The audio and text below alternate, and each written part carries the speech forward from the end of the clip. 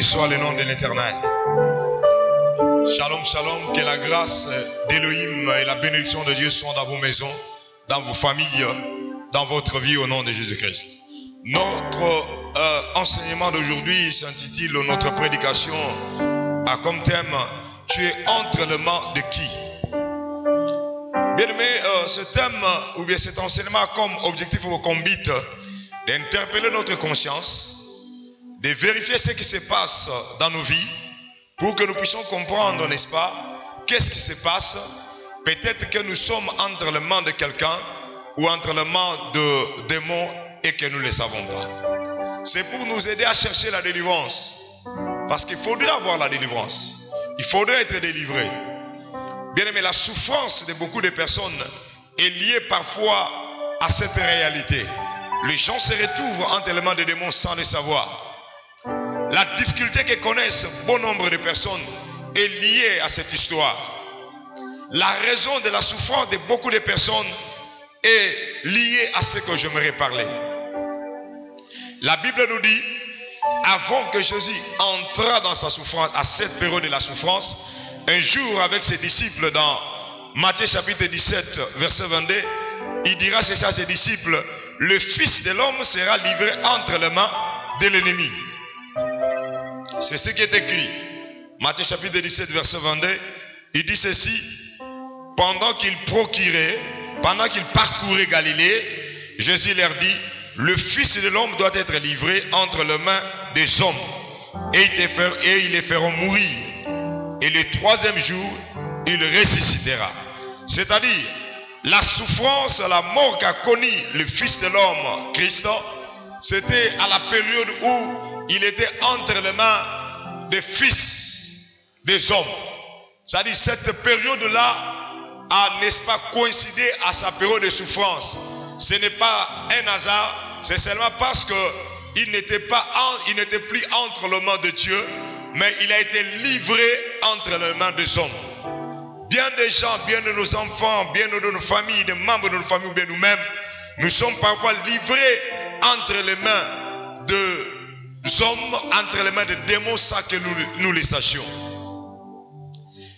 Comme je le disais, notre enseignement a comme objectif de nous aider à sortir dans les mains de ceux qui nous font du mal. Parce qu'il y a des gens qui nous font du mal et nous ne le savons pas. Par définition, être entre les mains des hommes ou entre les mains de démons, entre les mains de quelqu'un veut dire quoi? C'est seulement être sous l'emprise de quelqu'un, sous l'emprise d'un démon. Et bien des gens sont sous l'emprise d'un démon, sous l'emprise de quelqu'un. Entre les mains de quelqu'un ou des hommes ou des démons veut dire quoi? Entre les mains veut dire encore quoi? Être dirigé, n'est-ce pas, par une autre personne. Être dirigé, être sous, n'est-ce pas, la persécution. Être sous la domination de quelqu'un. Bien aimé, dans ce monde, il y a différents types de mains ou de gens entre les mains de qui nous pouvons être. Comme je l'ai dit, Jésus un jour a dit à ses disciples, pendant qu'il parcourait la Galilée, le Fils de l'homme sera livré entre les mains des fils des hommes. Il parlait de lui-même, que dans quelques jours, il serait pris entre les mains de Dieu, il sera livré entre les mains des fils des hommes. Et il va connaître un moment de souffrance, d'une atrocité grave. Et lorsque vous lisez l'histoire de Christ, vous allez voir l'atrocité, la souffrance, la misère que Christ a connue dans cette période-là. Bien, mais lorsque tu es entre les mains des hommes, tu peux vivre des moments de souffrance, d'atrocité, de misère sans pareil. Et c'est ce qu'a vécu Christ. En réalité, il y a trois types de mains. Le premier type, c'est les mains démoniaques, livrées entre les mains des démons. Oui, il y a des gens qui sont livrés entre les mains des démons. Et c'est ce que Pierre a risqué de connaître. Un jour, Christ regarda Pierre dans Luc chapitre 22, verset 31. il dit à Pierre, Pierre, le diable te réclame pour te cribler comme le froment, mais moi j'ai beaucoup prié pour toi. Donc le diable réclamait Pierre pour que Pierre puisse être entre ses mains. Oui, il y a des gens qui sont entre les mains des démons, entre les mains du diable. Et Jésus a dit, il va te cribler. C'est-à-dire, quand tu seras entre ses mains, il va te cribler. Il va te faire souffrir. Il va te faire connaître une misère indestructible. Il va te faire connaître l'atrocité. Je vis des gens souffrir entre les mains des démons. Vous savez, lorsque nous souffrons, lorsque nous sommes malades, il y a des maladies normales, mais il y a aussi des maladies sataniques. Des maladies qui proviennent de la main des démons. Un jour, j'ai été appelé pour une intervention aux cliniques universitaires. Chez nous, il y avait un enfant malade. Elle a tellement souffert de cette maladie que le médecin qui l'a soigné, c'était le docteur Joly, tu vas voir, qui m'a appelé pour me dire, pasteur, je vais donner ton numéro à cette famille pour que tu puisses prier pour leur enfant. Parce que même le docteur a compris que malgré tous les produits qu'il était en train de prescrire, de donner à cet enfant, il n'y avait pas de solution. L'enfant était en train de vivre une atrocité, une maladie, une souffrance indestructible. Et il a demandé l'intervention maintenant de la prière. Parce qu'il y a des maladies, il y a des pauvretés qui ne proviennent pas des hommes, qui proviennent du diable. Et lorsque tu es entre les mains comme ça d'un démon bien-aimé, tu peux faire des efforts. Tu peux fournir des efforts pour t'en sortir, mais tu n'arrives pas. Il y a même des pauvretés. C'est une histoire d'une personne qui est entre les mains des démons. Et lorsque tu es dans de telles pauvretés qui sont démoniaques, tu peux faire des efforts et des efforts pour avoir de l'argent, pour avoir un travail, pour t'en sortir dans cette situation-là. Tu n'arrives pas, tu ne parviens toujours pas. Il y a des stérilités qui sont causées par cette puissance-là, cette main-là. Lorsque tu es entre les mains d'un démon de la stérilité, tu peux prendre des produits, tu peux voir un médecin, mais tu n'arrives pas à t'en sortir. Il y a même des situations d'irrégularité, des documents, des visas qui sont démoniaques. Et lorsque tu es entre les mains d'une situation comme ça, un maître démoniaque, tu peux faire des efforts. Je me souviens d'un frère qui est en Grèce, qui venait de m'appeler il y a un mois passé. Actuellement, il a rejoint maintenant sa maman en France. Ce frère-là m'a appelé, il était encore à Grèce. Il a tout fait pour voyager.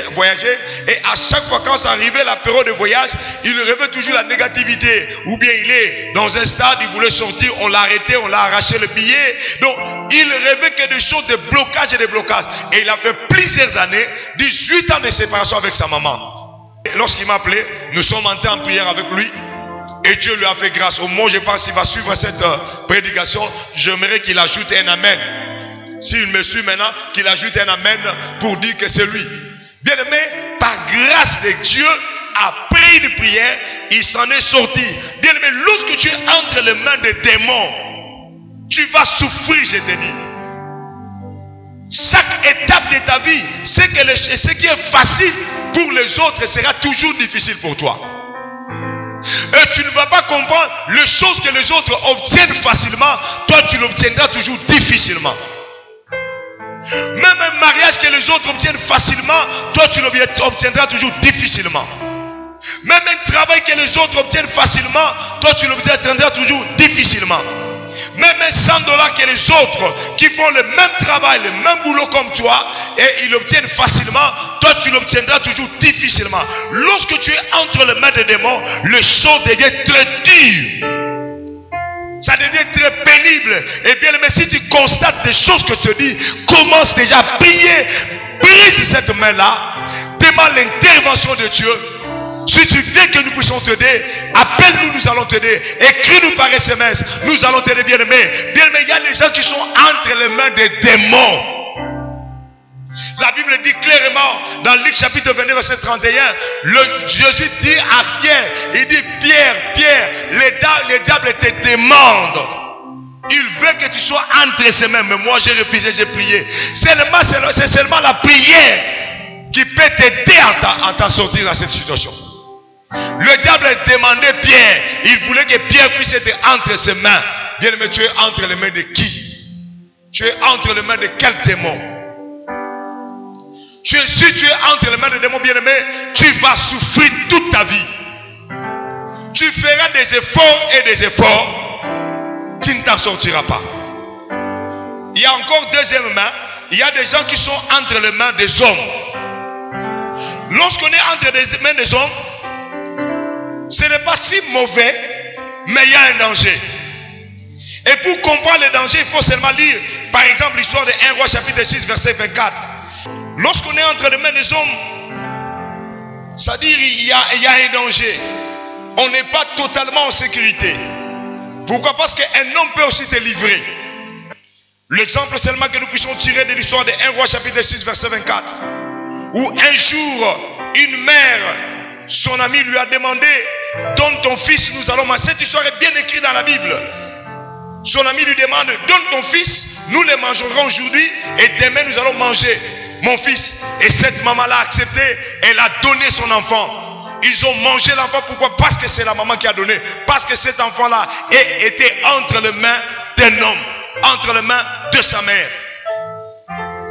C'est comme ça, il y a des gens dont la vie est entre les mains de la famille.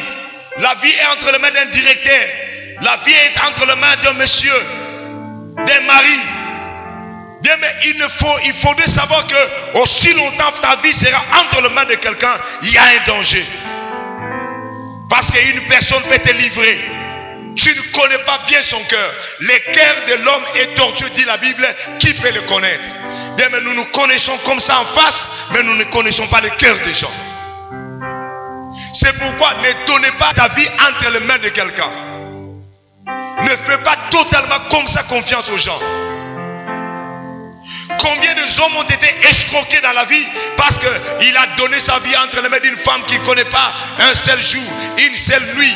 Il a confié sa vie et rien que dans cette rencontre-là, pendant qu'il prenait de la bière ou un boisson sucré, cette fille-là lui a mis quelque chose dans la bière et il s'est endormi. Lorsqu'il s'est réveillé, il a trouvé que ou bien les bijoux n'est plus, ou bien l'argent qu'il avait en poche n'est plus, ou bien on a pris la clé de la voiture et la fille est partie avec la voiture parce que c'était un groupe de bandits que lui ne connaissait pas. Ça dit, donner ta vie entre les mains de quelqu'un, c'est un danger. Et surtout encore sur le plan spirituel, il y a d'autres réalités que nous devons connaître. Vous savez, le main des gens ont des réalités spirituelles. Par exemple, le main de David, c'était des mains souillées. Ce n'est pas moi qui le dis, c'est la Bible qui le dit. C'est Dieu qui le dit. Lorsque David voulait construire le temple, Dieu lui a dit ne construis pas parce que tes mains sont souillées. C'est pourquoi en Israël, il y avait une culture, il y avait une loi, il y avait un principe de laver les mains. C'était pour, n'est-ce pas, nettoyer, enlever la souillure. Parce que bien aimé, il y a des gens dont les mains sont sales. Bien, écoutez-moi bien, il y a des gens dans la vie dont les mains sont sales. Cette saleté-là représente la malédiction. Il y a des gens qui sont maudits.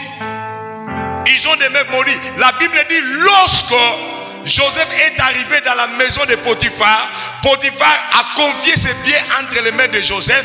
Le bien de Potiphar commençait, n'est-ce pas, à croître, à augmenter. Et la maison de Potiphar était bénie. Pourquoi? Parce qu'il y avait les mains de Joseph. C'est qu'avant le main de Joseph, il y avait une autre main qui freinait le business de Potiphar. C'est ainsi, il y a d'autres personnes, vous lui confiez une église, vous lui confiez une entreprise, vous lui confiez une boutique, vous lui confiez quelque chose. Et bien aimé, vous allez constater qu'après, il n'y a que des problèmes et des problèmes. Vous commencez à perdre votre argent. C'est parce qu'il y a des gens qui ont des mains souillées, des mains maudites. Il y a des gens sur cette terre, même si vous lui donnez 10 millions de dollars, il va, n'est-ce pas, tomber en faillite et après il n'aura plus rien. Un jour j'étais dans un pays, j'ai travaillé dans une entreprise. Alors j'ai rencontré un de nos frères congolais qui avait beaucoup d'argent, qui a perdu l'argent, qui était devenu vraiment dans une vie de misère. Et lorsqu'on parlait de lui, parce qu'on était ensemble avec lui-même, il rencontrait son histoire, comment il avait beaucoup d'argent et comment il a perdu l'argent. Et on était avec un ami qui était nigérian qui était là. et qui était aussi un boss. Il lui a demandé, tu avais combien? Et mon ami l'a dit le montant qu'il avait. Non, j'avais autant d'argent. Et il lui dit, et tu as perdu tout cet argent? Il a dit oui. Et le Nigérian dit, moi si j'ai cette somme, c'est fini dans ma vie. Je ne vais plus tomber. Ça dit, je ne vais plus devenir pauvre. Mais bien aimé, c'est bien, c'est facile de dire ça comme ça. Mais bien aimé, laissez-moi vous dire, il y a des gens qui ont des mains maudites. Des mains sèches. Même si vous lui donnez combien, il finira par revenir pour vous quémander. Mais il y a des personnes qui ont des mains bénites. Lorsque vous lui donnez même 50 $, après des années, ça va produire. Regardez dans la famille. Regardez combien de fois tu as aidé ton frère. Regardez combien de fois tu as aidé ta soeur. Regardez combien de fois tu as aidé cet ami-là. Regardez combien de fois tu lui as donné l'argent de business. C'est-à-dire, c'est pourquoi c'est très important de comprendre que ne donne pas ta vie entre les mains de n'importe qui. Parce qu'il y a des gens qui ont des mains sèches, il y a des gens qui ont des mains folles, il y a des gens qui ont des mains maudites. Il y a des personnes folles dans la vie, qui ont des mains folles. Il y a des gens qui ont des mains, des problèmes. Dès que tu donnes ta vie entre ces mains, ce sont des problèmes qui vont te poursuivre. Mais maintenant, entre les mains de qui nous devons donner notre vie? Nous donnons notre vie entre les mains de Dieu. Parce que c'est le seul mec qui peut nous garantir l'avenir, qui peut nous garantir le lendemain meilleur. C'est pourquoi Christ a bien voulu laisser sa vie entre les mains de Dieu. Le main de Dieu peut nous sauver. Le main de Dieu peut nous secourir. Le main de Dieu peut nous délivrer. Christ lui-même, lorsqu'il a trouvé un homme impie, lépreux, la Bible dit, il a touché seulement cet homme-là. L'homme a été purifié de sa lèpre et il a été guéri. Jésus touchait les malades et les malades étaient guéris. Jésus a rencontré un homme qui avait le main sèche. Et il a touché ses mains et ses mains étaient guéries. Bien, mais si tu donnes ta vie entre les mains de Dieu, Dieu peut toucher ta vie et ta vie peut changer. Tu me suis de partout. Je ne sais pas de quel pays tu me suis, mais laisse-moi te dire. Donne ta vie entre les mains de Dieu, c'est le seul main qui peut garantir ton avenir. Donne ta vie entre le main de Dieu, c'est le main de Dieu qui peut te garantir un avenir, un lendemain meilleur. La vie n'est pas garantie par les biens que tu as. La vie n'est pas garantie par tout ce que tu as amassé sur cette terre. Tu peux le perdre dans un seul jour. Donne ta vie entre les mains de Dieu. C'est ça le Dieu qui peut garantir le lendemain meilleur, un avenir meilleur. Quelles sont les caractéristiques? Quels sont les signes pour comprendre que tu n'es pas entre les mains de Dieu? La première des choses, tu n'auras pas la paix du cœur. Ta vie sera dans le tourment. Si tu es en train de vivre des moments où tu es dans le tourment de cœur, comprends que tu n'es peut-être pas entre les mains de Dieu.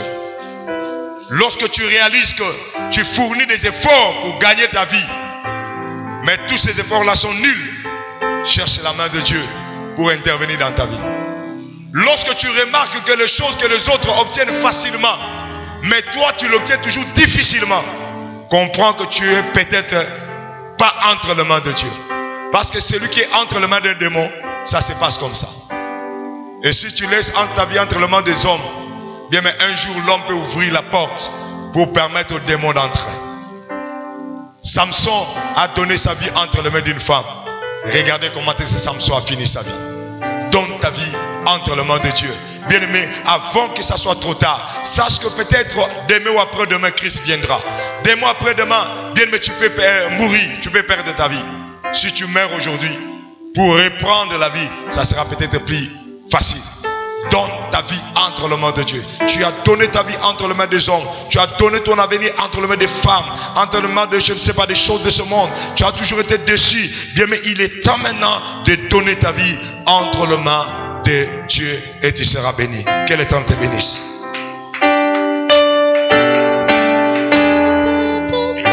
Parce que je suis toujours là.